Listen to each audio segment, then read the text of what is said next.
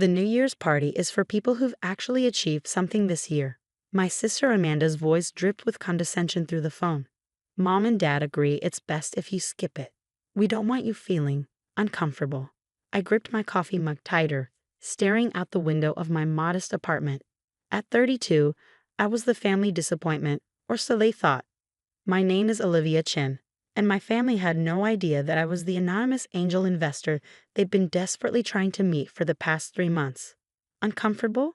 I kept my voice neutral, years of practice hiding my emotions. Well, Amanda continued, everyone's celebrating their successes. Dad's expansion project, Mom's new charity foundation, my luxury spa chain. And you're still just managing buildings. But she only knew those buildings were actually a vast portfolio of prime commercial properties I quietly acquired over the past decade. My family thought I was a simple property manager, too focused on work to live life, as they put it. I see, I replied calmly. And this decision is final. Don't be dramatic, Olivia. Focus on building something meaningful like the rest of us. Then maybe next year you'll have something to celebrate too. After hanging up, I opened my laptop and clicked on a folder labeled Project Phoenix. Inside were all the details of my family's dream project, a luxury residential complex they'd been planning for years. The same project that had mysteriously received backing from an anonymous investor 3 months ago. The investor they'd never met. Me. My father had been ecstatic when the funding came through, telling everyone how his reputation had attracted serious investors. My mother bragged at her charity events about the family's business acumen. Amanda had already started designing the spa she planned to open in the complex. None of them knew I was behind it all. I'd worked silently for years, turning my property management skills into an empire. While they dismissed my career choices, I was building something extraordinary. Every time they excluded me from family events or belittled my achievements, I invested more, worked harder, grew stronger. My phone buzzed with a text from my mother. Darling, about New Year's. You understand, right? We need to maintain a certain image. Your sister's investors will be there. I smiled at the irony. The biggest investor in their lives was the daughter they were too embarrassed to have at their party. Opening my email, I began composing a message to my lawyer. It was time to reveal the truth about Project Phoenix's mysterious investor. But first, I had another call to make. Ms. Chen, my assistant answered promptly. The documents you requested are ready. Thank you, Sarah. Please proceed with Plan B for Project Phoenix. Are you sure? Once we initiate this. They made their choice, I replied, my voice firm. They want to celebrate without me. Let's give them something to remember. I spent the rest of the afternoon reviewing contracts and making calls. By evening, everything was in place. My family had no idea that their perfect New Year's party was about to become unforgettable for all the wrong reasons. Just then, Amanda sent a group text to the family. Everything's set for the party. Dad's announcing the Project Phoenix timeline. Mom's revealing her foundation's first major project, and I'm launching my spa brand. This will be the best New Year's ever. I leaned back in my chair, watching the sunset paint the sky in shades of orange and pink. The same sky visible from the penthouse office where my father liked to hold his meetings, showing off his view of the city. The same view he'd soon lose when Project Phoenix fell apart. My phone buzzed again. An email confirmation from my lawyer. Everything was ready. In exactly 1 week, at their precious New Year's party, they would learn exactly who they'd excluded from their celebration. Sometimes the best revenge isn't about causing pain. It's about opening eyes. And my family's eyes were about to be opened wide. I closed my laptop and smiled. Let them have their exclusive party. I had a different kind of celebration in mind. The week leading up to New Year's Eve was filled with endless social media posts from my family. Amanda couldn't stop sharing sneak peeks of her spa designs for Project Phoenix. My mother posted daily about the guest list, making sure everyone knew about the exclusive attendees. Dad gave interviews to local business magazines, hinting at the project's revolutionary impact on the city. I watched it all unfold from my office, 40 stories above the city they thought I merely managed. Sarah, my assistant, placed a folder on my desk. The final reports are in, she said. Should I proceed with the announcements? I nodded, scanning the documents. Schedule everything for 11:45 p.m. on New Year's Eve, 15 minutes before their big midnight revelations. Your father's secretary called again, Sarah added. The mysterious investor's absence is making him nervous. He wants confirmation for the party. Tell them the investor sends their regrets but will make their position clear at exactly 11:45. That evening, I received an unexpected visit from my Uncle James, my father's younger brother, and the only family member who'd ever supported me. "They're being foolish, Olivia," he said, settling into the chair across from my desk. "Your father's letting pride cloud his judgment, as usual." "Did they send you to check on me?" I asked, offering him coffee. He laughed. "They don't know I'm here, but I've watched you build all this while they weren't looking." He gestured around my office. "They never questioned how you could afford to live in a city on a property manager's salary, did they?" "They never questioned anything about my life, Uncle James. That was the problem." He studied me carefully. "You're Project Phoenix investor, aren't you?" I didn't answer, but my slight smile told him everything. "Good," he said, standing up. "Maybe this will finally open their eyes. Just don't be too hard on them. Pride makes people blind, but family is still family." As he left, I thought about his words. Family, was that what we were? A group of people who shared DNA but couldn't share a holiday together because some members weren't successful enough. The next few days passed in a blur of preparations. My family's social media excitement reached fever pitch. Amanda posted photos of her outfit for the party, tagging luxury brands and adding hashtags about success and excellence. Mom shared pictures of the venue decorations, each post a careful reminder of the event's exclusivity.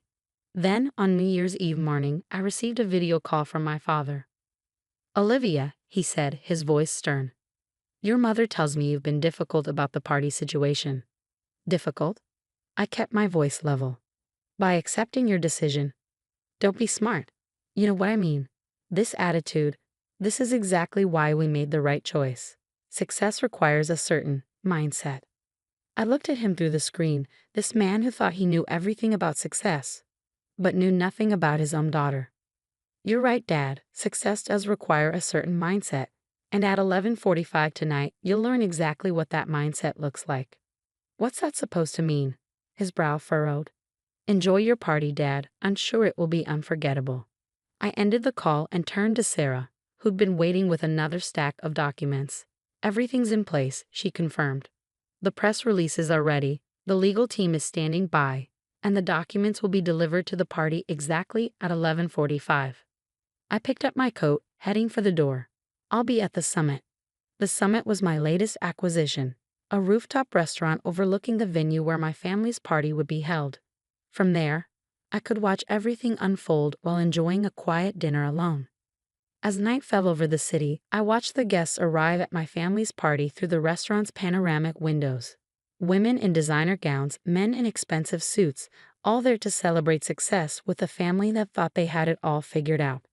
Sarah texted updates throughout the evening. 11:30 p.m. Your father's preparing for his announcement. 11:35 p.m. Amanda's gathering everyone for the spa brand launch. 11:40 p.m. Your mother's foundation presentation is ready. At 11:43, I stood by the window, champagne in hand. 2 minutes until their perfect world shifted.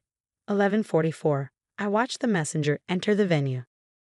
11:45, my phone lit up with notifications as everything went live simultaneously. The press releases, the legal documents, the ownership revelations, all carefully crafted to expose the truth about Project Phoenix's mysterious investor. Through the window, I could see the commotion beginning. Phones were buzzing, people were whispering, and in the center of it all, I could just make out my family's faces as they read the documents that had just been delivered. I raised my glass to the chaos unfolding below. "Happy New Year," I whispered, though the year still had 15 minutes to go.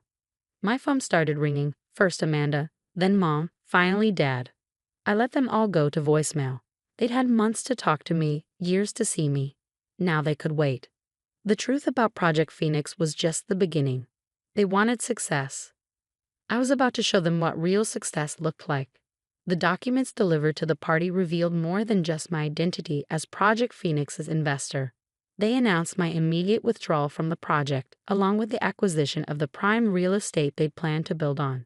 The land would now house a community arts center and affordable housing complex. Projects my family had always dismissed as unprofitable wastes of time. My phone hadn't stopped ringing since 11:45, As midnight approached, I watched the party descend into chaos through the summit's windows. Guests were leaving early, investors were making hurried phone calls, and my family stood in the center of it all, their perfect celebration crumbling around them. At exactly midnight, while the city erupted in fireworks, my father finally sent a text. "We need to talk. Now." I replied with an address, the summit, and waited. 20 minutes later, they burst into the restaurant, Dad, Mom, and Amanda, still in their party clothes, but considerably less composed than their social media posts would suggest. "How could you do this to us?" Amanda's voice shook with rage. "Do you know how many investors were at that party? How embarrassing this is." Embarrassing? I set down my champagne glass. Like being told you're not successful enough to attend a family celebration. "This is different." Mom stepped forward. "We were protecting you from feeling out of place among successful people. We didn't deliberately sabotage you." I laughed, the sound echoing through the empty restaurant. "Protecting me? Let me show you something." I led them to the window, pointing at the city below. "See that building? I own it. That hotel on the corner, mine too. The commercial complex your friends were bragging about investing in. I bought it last year." Their faces reflected in the window showed mounting shock as I continued pointing out my properties across the skyline. "While you were busy deciding I wasn't successful enough for your party, I was building an empire, one that makes Project Phoenix look like a small-time investment." Dad, who had been unusually quiet, finally spoke. "Why didn't you tell us? Would you have believed me? When have you ever believed in anything I've done?" The silence that followed was deafening. "The community center," Mom finally said, "you're really going to waste that prime real estate on charity." "That's exactly why I never told you." I turned to face them. "Everything is about status and profit for you. You never understood that success isn't just about money." "But your sister's spa," Mom began. "We'll find another location." I cut her off. "One not built on the dreams you crushed by excluding your own daughter from a family celebration." Amanda sank into a chair, her perfect facade cracking. "All these years, while we thought you were just managing buildings, I was buying them." I finished for her. "Every time you belittled my career, dismissed my choices, or excluded me from family events, I channeled that hurt into building something meaningful." Dad stepped forward, his business mask finally falling away. "Olivia, I was wrong. We were all wrong." "Yes, you were," I agreed. "But this isn't about revenge. The community center will help people who remind me of who I was. Someone with potential that others couldn't see. The affordable housing will give opportunities to those who need them. That's real success." "What can we do?" Mom asked quietly. "How do we fix this?" I picked up my coat, ready to leave. "Start by understanding that success isn't measured by party guest lists or social media posts. It's measured by the impact you have on others' lives." As I walked toward the door, Amanda called out, "Will we see you next New Year's?" I turned back one last time. "That depends. Will it be a party for successful people only?" The shame on their faces gave me hope that maybe, just maybe, they finally learned something. Over the next few months, my family slowly began to change. Dad started mentoring young entrepreneurs, focusing less on their backgrounds and more on their potential. Mom redirected her foundation's efforts toward meaningful community projects rather than social status. Even Amanda surprised me by offering free spa services to cancer patients and their caregivers. Uncle James was right. Pride had made them blind, but family was still family. It took losing their dream project to realize that their daughter's success story had been right in front of them all along. As for me, I moved forward with my plans, but left the door open for my family to be part of them. Not as business partners, but as people learning to measure success by a different standard. Sometimes the best revenge isn't revenge at all. It's showing others a better way forward. And as I watched my community center break ground on New Year's Day, I knew I'd done exactly that. Success, I'd learned, wasn't about being invited to the right parties. It was about creating something meaningful, even when others couldn't see your vision. And sometimes it took losing everything to help others find that truth.